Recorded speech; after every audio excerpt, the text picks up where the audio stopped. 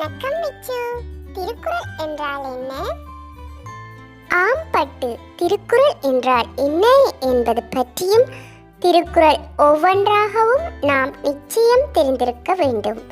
ஆகையால் பட்டு அச்சு இருவரும் முதலில் திருக்குறள் என்றால் என்ன என்பது பற்றி பார்ப்போம்.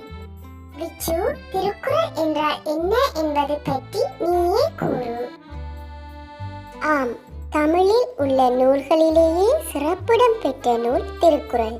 இது மனித வாழ்வில் முக்கிய அம்சங்களாகிய அறம் அல்லது தர்மம், பொருள், இன்பம் அல்லது காமம் ஆகியவற்றை பற்றி விளக்கும் நூல்.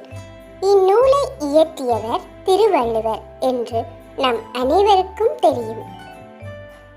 திருக்குறள் உலக புகழ் பெற்ற தமிழ் இலக்கியமாகும். இதில் 1330 குறள்கள் 10 133 அதிகாரங்களின் கீழ் தொகுக்கப்பட்டுள்ளன. திருக்குறள் அறத்துப்பால், பொருட்பால், காமத்துப்பால் என்ற 3 பால்களை உடையது.